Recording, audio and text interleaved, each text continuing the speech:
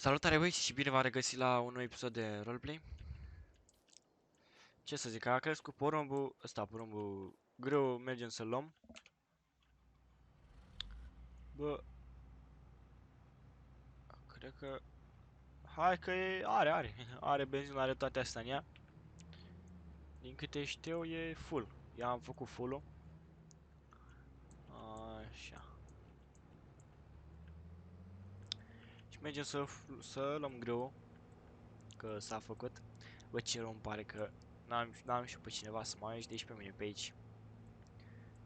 Că acum trebuie să fac cumva să mă întorc pe jos, să vin să iau UTB-ul cu remorca și să duc greu la brutărie. Că nu se mai poate.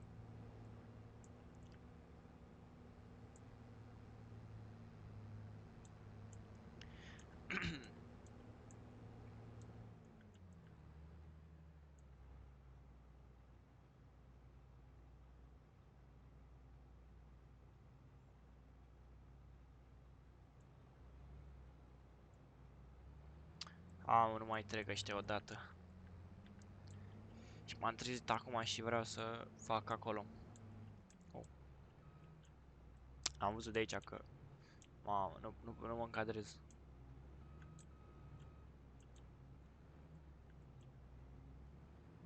Ia, hai că mă bag pe aici pe la vecină. E strict, dar n-am ce să fac. Așa.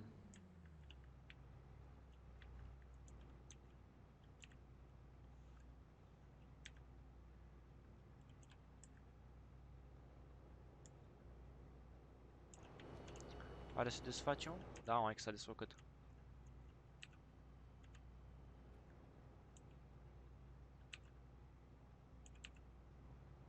Da, ce greu e că nu știi cum să o folosești, bă. Deci, nu? De ce nu pornește? Da, ce greu e că nu știi să o folosești, bă. Hai că mă urca pe aia să văd... Nu văd nimic ciudat aici.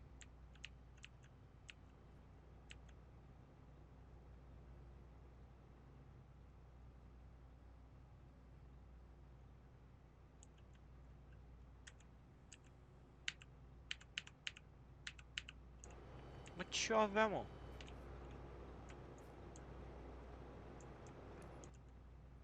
Aha, nu era conectată, mă. Ok. Da, am uitat să o conectez de acasă. Mă, că merge autolcidă. Bă, iarbă nu prea văd pe aici. Eu zic că e bine, e cultura bună. Mamă, ce... Mamă, ce cald de afară. Ai, transpir. Ce să-i faci, bă, n-ai? Dacă n-are cine să te ajute, e degeaba, nu poți să faci nimica. Să văd ce fac, mă învârt să-mi aduc pe cineva să mă ajute. Nu prea am bani, asta e problema. Trebuie să fac ceva, să fac și cu banii. Să mă învârt cu mai multe, că nu se poate așa, nu se poate singur. Chiar nu se poate singur. Și plus de asta mă și plictisesc. Așa mai chemam pe cineva, mai stătea, mai ținea de urât pe tractor, mai alea. Nu prea.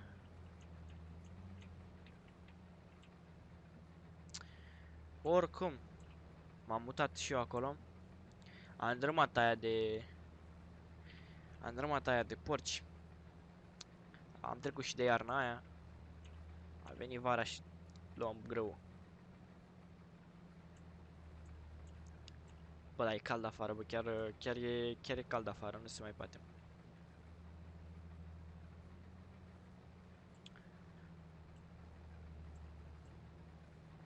Ce bine ar fi dacă ar veni acum o ploaie.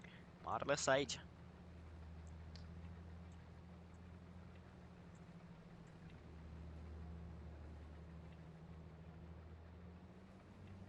Unde văd, mă, dacă sunt full? Nu o văd și eu în ea sau ceva?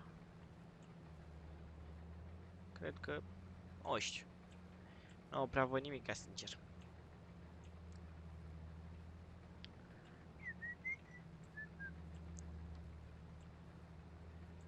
Și asta, mă, ce fac aici? Luăm și noi greu ăsta aici, cum se poate, cum s-o putea, cum să nu s-o putea. Văd că în oglinda aia nu e nimica. S-a părut pentru o secundă că era cineva pe aici, dar ce știe ce s-a întâmplat.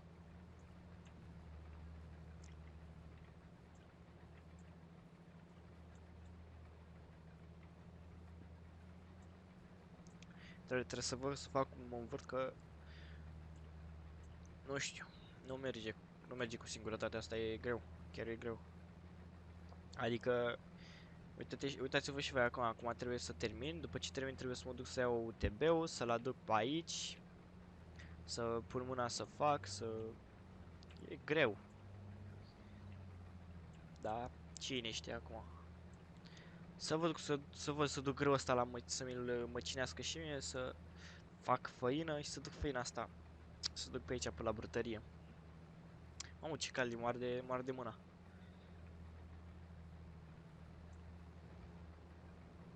Bă, dar nu scrie undeva pe aici ceva de mașina asta? Ce fac aici? Că eu iau, dar ce iau și cât iau? Bă, eu mă duc așa. Scrie pe undeva pe acolo ceva? Și nu scrie nimic, habar n-am cum mi-aș da seama. Dacă e... Dar oricum văd acolo sus cel mai probabil dacă e full. Nu prea știu cum funcționează combinele astea așa mai vechi. Nu prea mă învârt cu ele.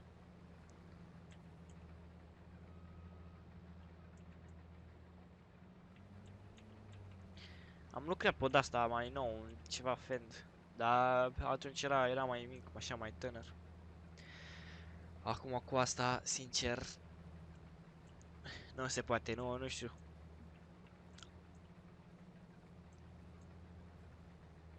E mai greu cu ea, dar merge. Hai de cap, bă, și ce cald e, bă. Mamă, mor aici, transpir. Nu mai pot.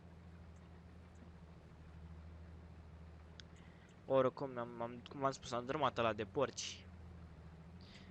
Mi-am cumpărat ceva, mi-am luat un țarc. L-am cumpărat, l-am montat, ce să mai am cumpărat. Un țarc de găini și unul de vaci. Mi-am luat acolo 15 vaci, 30 și ceva de găini, parcă. Și să văd cum fac cu grâu cu astea, să mă împart, să cumpăr mâncare, să iau astea și să dau la găini.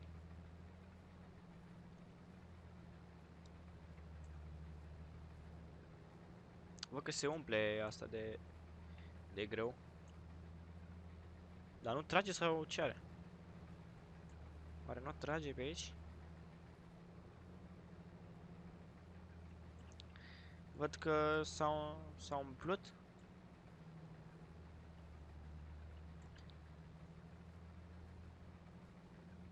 Hai că s-au umplut.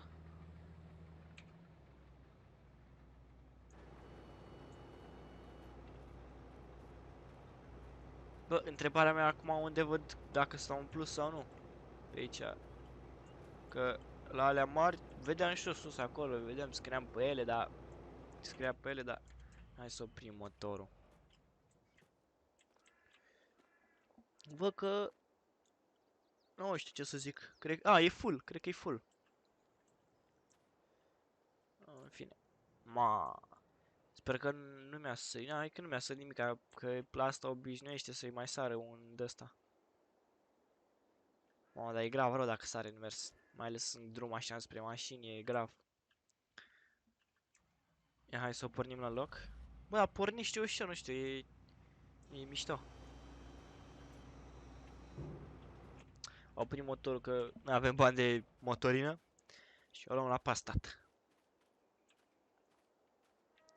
Hai să iau pe sus pe acolo să nu dau de câinii aia de jos din vale. Hai, bună ziua, bre, a crescut greu, bre. E mare, e mare.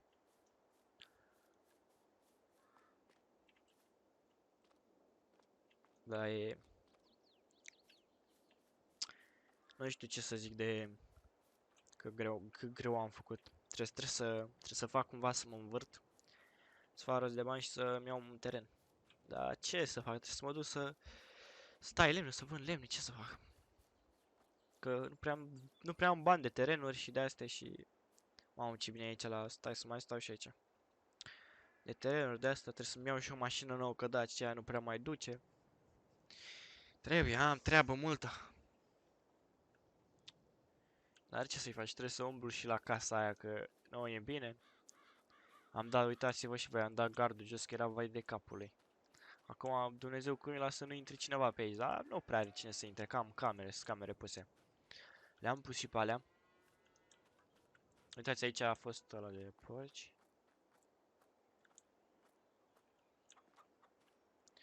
Așa am cumpărat ăsta de găini.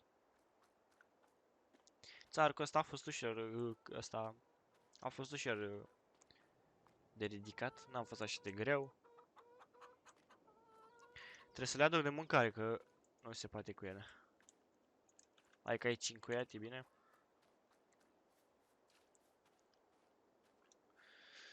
Bă, am primit mesaj de la mecanic și a zis că mâine să vin la unul să iau UTB-ul, că zic că e făcut. Să sperăm că e făcut. Acum, nu știu ce să zic, mai am unele probleme la el pe care nu prea le-am spus. Ok. Trebuie să am grijă cu instalația asta să nu ia foc. În fine. Au că poate, e bătrân, dar poate. Nu l-am spălat și pe ăsta deloc, trebuie spălat, trebuie.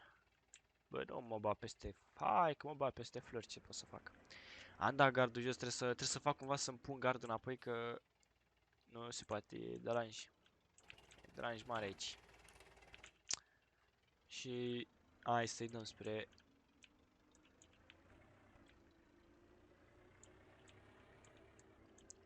spre combină.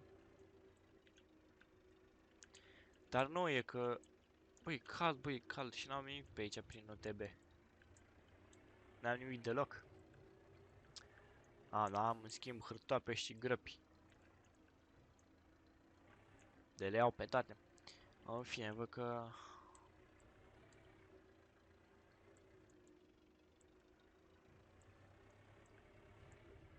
Mamă, ce-am dat în ăsta. Era ceva acolo jos, dar nu mai contează.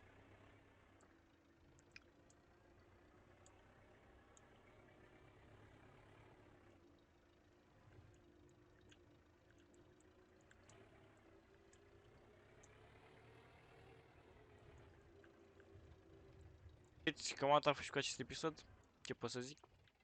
Am cules și noi grâu, îl ducem la să-l facă făină. Cam atât a fost și cu acest episod. Eu descarc aici... Mamă, să stau și puțin mai jos la umbră. Descarc și eu aici, duc la făină, facem așa și după când trebuie să mergem să încărcăm acolo. Înțelegeți voi? Revin cu un episod. Hai că v-am lăsat. Pa, pa.